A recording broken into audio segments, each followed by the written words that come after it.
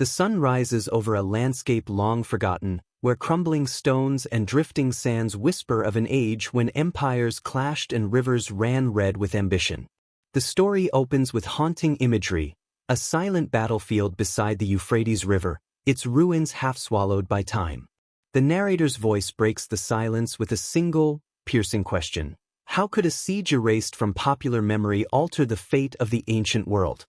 From that question begins a journey backward through centuries, to the twilight of great civilizations standing on the brink of annihilation.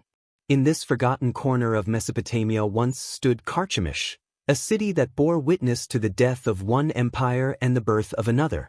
The siege that unfolded here was not merely a battle for land, but for dominance over the known world. As the camera pulls back, the audience is immersed in the grand theater of the late Bronze and early Iron Age world. To the north, the once mighty Hittite Empire had already faded into legend, its former vassal states fighting for survival. To the south, the Assyrian Empire, long feared for its iron armies and merciless kings, was crumbling under the weight of civil war and external invasions. In the west, Egypt, now led by Pharaoh Necho II, sought to rekindle its ancient power, its gaze fixed on the fertile lands between the Tigris and Euphrates. And from the east, a new force was awakening. Babylon, ruled by the Chaldean dynasty, its young crown prince Nebuchadnezzar II destined to carve his name into history. Between these titans lay Carchemish, an ancient fortress city perched upon the lifeline of trade and war, the Euphrates River. Whoever controlled Carchemish controlled the bridge between continents. The documentary then draws the audience deeper into the historical atmosphere of the 7th century BCE, when the Old World was fracturing. Assyria, after centuries of dominance, faced destruction on all fronts. Its capital cities, Nineveh, Ashur, and Haran, had already fallen or were under siege. Refugees and soldiers fled westward, seeking sanctuary behind the walls of Carchemish. Pharaoh Necho, determined to preserve a balance of power that favored Egypt, dispatched his armies northward in haste, forging an uneasy alliance with the last remnants of Assyrian power. Together they hoped to halt the Babylonian advance and perhaps rebuild what was lost. But their hopes would meet the cold precision of a new war machine, the disciplined, relentless Babylonians under Nebuchadnezzar's command. Through vivid description, the tension builds as the story shifts from broad political landscapes to human perspectives.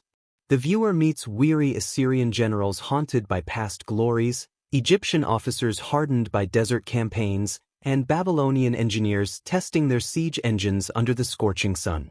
The Euphrates gleams like a blade between them, symbolizing both life and death.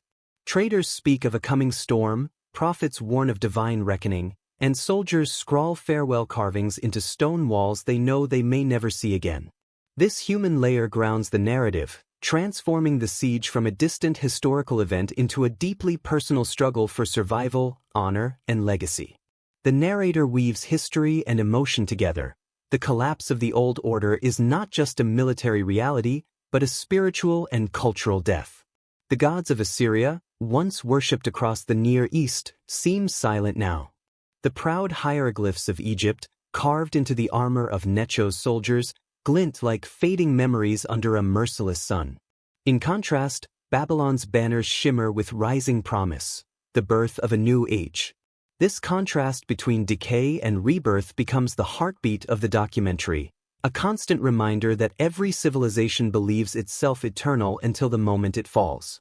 As the section nears its close, the camera sweeps across the vast armies assembling along the riverbanks. Drums echo through the valleys, banners whip in the desert wind. The narrator's tone deepens, invoking the inevitability of what is to come.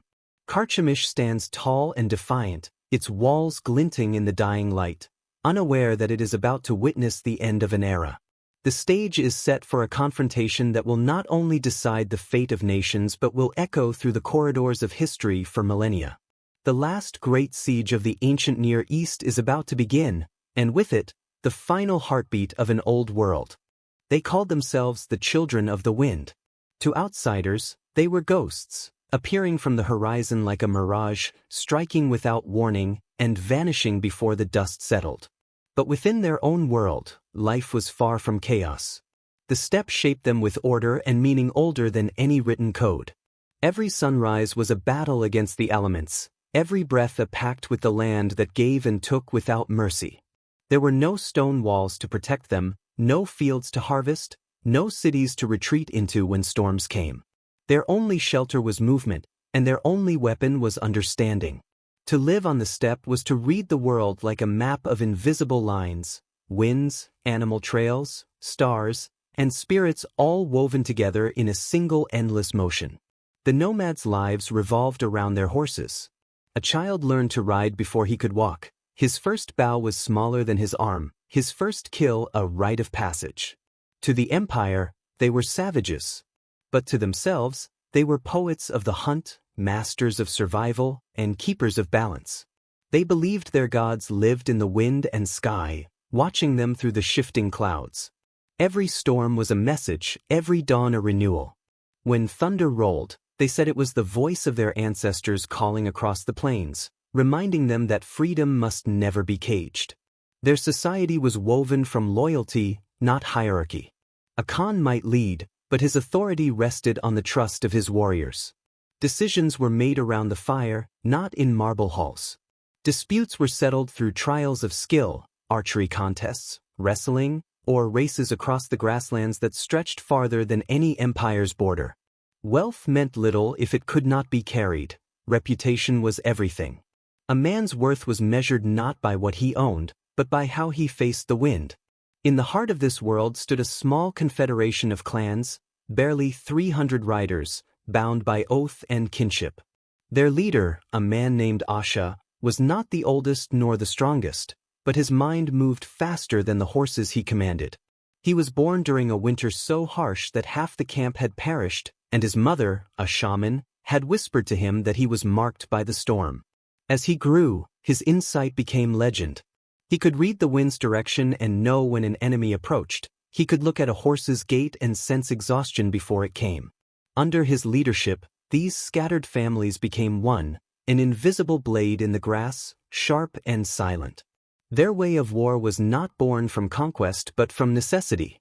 When enemies invaded, they did not meet them head-on. They disappeared. The land itself became their shield. Then, when the invader was stretched thin, weary, and hungry, they struck like lightning. They had mastered a form of warfare that defied every rule of empire: speed over strength, deception over structure, endurance over glory. Asha called it the dance of death, a pattern of movement that left the enemy fighting shadows. Their weapons reflected their philosophy. The composite bow, small enough to fire from horseback, could pierce armor at a distance. Each arrow was crafted with care, its feathers aligned to spin in flight for accuracy. Their saddles allowed them to turn and shoot in any direction while riding at full gallop. Every horse had its own role, some for pursuit, some for escape, others trained to stand perfectly still so their riders could shoot from behind cover. To the empire, these seemed like scattered horsemen. In truth, they were a symphony of precision. The steppe had taught them patience. They could track a moving herd by broken grass, sense weather by the silence of insects, and find water by the color of the sky. Every sense was sharpened, every moment alive. To the empire's soldiers, these plains were an empty wasteland. To the nomads, it was a living organism, breathing, guiding, and punishing. Their shamans taught that the earth remembered every hoofbeat and every drop of blood spilled upon it. War, therefore, was not just survival. It was communion with the spirits of the land. But behind their calm faces and easy laughter, the nomads knew danger was coming. The empire's invasion was no rumor. Scouts had seen the dust rising days before the columns appeared, and the elders gathered to decide their fate. Some wanted to flee deeper into the plains, avoiding conflict entirely. But Asha stood, his hand resting on the bow passed down from his grandfather, and said only one sentence: "If we keep running, they will never stop." His words silenced the fire's crackle. The decision was made, not from rage, but from the quiet understanding that survival sometimes required defiance. That night, the camp prepared for what was to come. Women sharpened blades beside their husbands. Children gathered arrows, humming old songs of courage. The shamans drew symbols in the dirt, invoking the spirits of wind and flame. Horses were fed, saddles checked, quivers filled.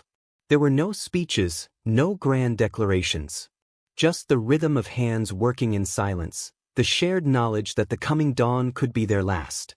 As the first light broke over the endless plains, the riders mounted their horses. The wind carried the scent of dust and fate. In the distance, faint shapes shimmered, the Empire's vanguard.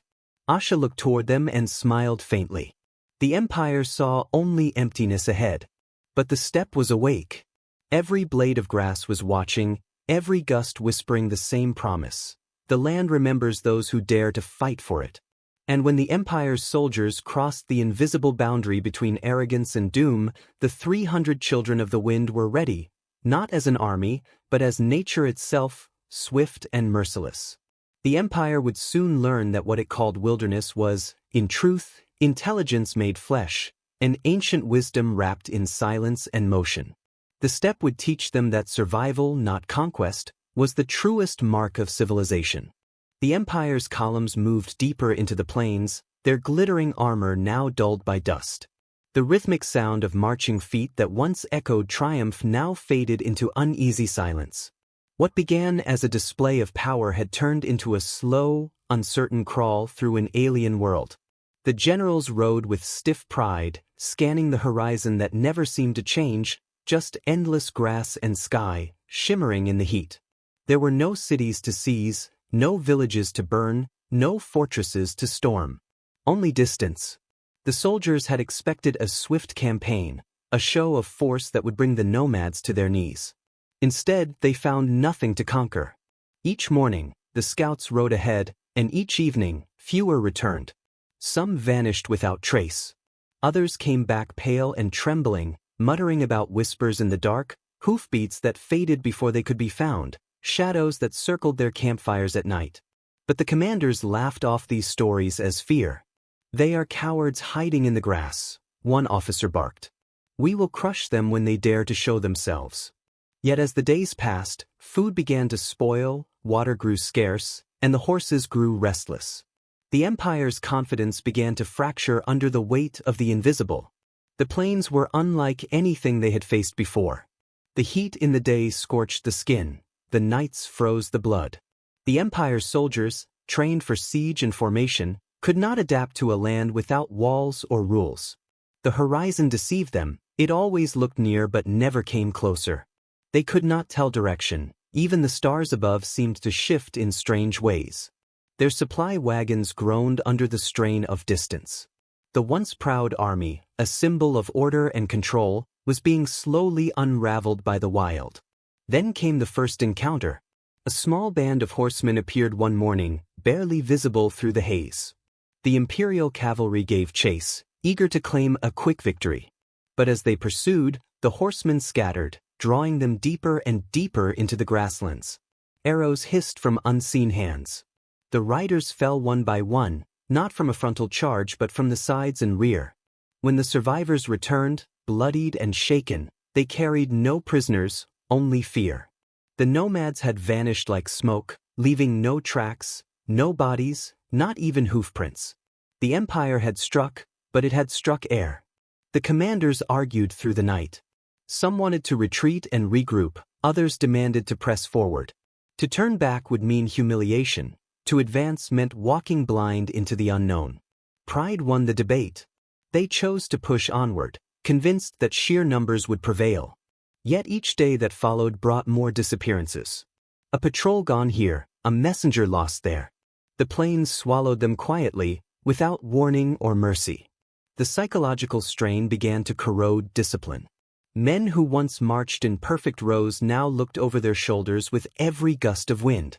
The officers barked orders, but the soldiers' eyes were empty, their hands trembling when they reached for their weapons.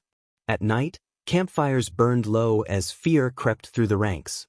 The sound of a horse neighing in the distance was enough to make men grasp their spears in panic. They were fighting an enemy they could not see, an enemy that seemed to know their every move. The nomads, meanwhile, watched from afar. They never engaged directly. They circled like vultures, testing the Empire's endurance. Their arrows struck at dusk and dawn, the hours when exhaustion blurred judgment. They targeted water supplies, ambushed supply trains, and then vanished before reinforcements could arrive. To them, this was not battle but rhythm, a cycle of pressure and withdrawal. Asha knew that the Empire's greatest weakness was not its armor or numbers, it was its mind. The soldiers believed in control, in certainty. The steppe offered them neither. Soon, hunger joined the enemy's ranks. The vast army consumed its rations too quickly, expecting resupply that never came. The plains had no granaries, no forage, only sparse grass and dry wells. Horses began to die, men followed soon after. Still, the generals refused to admit defeat. They ordered the army to move faster, convinced that the enemy would be cornered just beyond the next ridge. But every ridge revealed only more sky, more emptiness, more silence. The turning point came with a storm. It struck without warning, thunder tearing across the heavens, lightning flashing like blades. Tents collapsed, wagons overturned, and the wind carried away their fires. When the storm passed, several detachments had vanished, their footprints erased. The survivors huddled together, soaked and shivering, realizing that nature itself had turned against them. From the darkness beyond their camp came the echo of hooves. The nomads were no longer ghosts. They were everywhere and nowhere all at once. When dawn came, the plains seemed calm again. The Empire's banners still fluttered, but their meaning had changed. They no longer symbolized victory, they marked targets. The army stood, still vast in number, but hollow at its core. The soldiers had begun to understand that their enemy was not just a group of raiders. It was the steppe itself, boundless, unpredictable, and alive with will. In the distance, a single rider watched them through narrowed eyes. Asha's lips curled into the faintest smile. The prey was tired. The time was near. The wind shifted, carrying with it the scent of iron and fear. The Empire had entered the final stage of its own undoing. What had begun as a march of conquest was now a slow descent into madness, and none of them yet realized that the real battle had not even begun. The siege reaches its breaking point. Babylonian siege engines roll forward, their massive stones pounding the walls of Carchemish. The defenders, a desperate mix of Egyptians and Assyrian remnants, fight with fury, knowing this is their last stand. Smoke rises over the Euphrates as catapults hurl flaming missiles, and Nebuchadnezzar's troops tighten their noose around the city. The sound of war drums drowns out all else. Inside the walls, panic spreads. Egyptian chariots burst from the gates in a final counterattack, cutting through the Babylonian ranks with desperate courage. For a fleeting moment, it seems they might turn the tide. But Nebuchadnezzar unleashes his reserves, fresh, disciplined troops who encircle the defenders. The chariots crash against the shield walls and crumble. Hope turns to horror. With a thunderous explosion, Babylonian sappers bring down a section of the wall. Through the breach, soldiers pour in, cutting their way through the streets. The defenders fight from rooftops and alleys, but their lines collapse under the weight of Babylon's assault. The Euphrates runs red with the blood of warriors and civilians alike. By noon, the city burns. Pharaoh Necho's army retreats, shattered and broken. Nebuchadnezzar walks through the ruins, his victory complete. The Assyrian capital that once ruled the Near East is gone, and Egypt's influence in Mesopotamia ends forever. The narrator's voice closes with quiet finality. Carchemish did not merely fall. An entire world ended with it. Carchemish lies in ashes, its smoke drifting across the Euphrates like a funeral shroud. The ancient Assyrian dream is dead, and Egypt's northern power shattered. In its place rises a new order, the Babylonian Empire, born from destruction. Nebuchadnezzar, once a general, now stands as the master of the Near East. His victory rewrites the map of the ancient world. The aftermath is brutal. The surviving defenders are executed or enslaved. Their leaders vanish into captivity. Entire cities submit to Babylonian authority to avoid the same fate. Across the region, the name Nebuchadnezzar becomes synonymous with unstoppable power. But behind the triumph, the toll is immense: cities burned, fields ruined, and countless lives erased from history. Yet amid the ruin, Babylon begins to flourish. Trade routes reopen, temples are rebuilt, and Nebuchadnezzar's name is inscribed on every stone. The Euphrates becomes the artery of a new civilization. The narrator's tone grows reflective. Empires are not born in glory, they are forged in fire. For Egypt, Carchemish is an unhealed wound, a symbol of overreach and loss. For Babylon, it is destiny fulfilled. The balance of the ancient world has shifted, and the world itself feels newly defined. In the shadow of victory, Nebuchadnezzar senses his place in history, not just as a conqueror, but as the founder of a new age. From the ashes of Carchemish rises Babylon, a city reborn into legend. Nebuchadnezzar transforms his conquest into civilization, turning Babylon into the shining heart of the ancient world. Towering walls, the Ishtar Gate, and temples to Marduk rise as symbols of divine order. The Hanging Gardens, whether myth or memory, capture his dream to defy time itself. Under his rule, Babylon becomes a beacon of knowledge and power. Astronomers chart the stars, scribes record laws, and merchants flood its markets. Yet beneath its beauty lies a deeper truth, the cost of empire. Conquered peoples labor to build its glory, their suffering buried beneath its splendor. The documentary contrasts light and shadow, the brilliance of civilization against the darkness of domination. The narrator's voice softens as prophecy enters the tale. Ancient texts warn that Babylon's pride will be its undoing.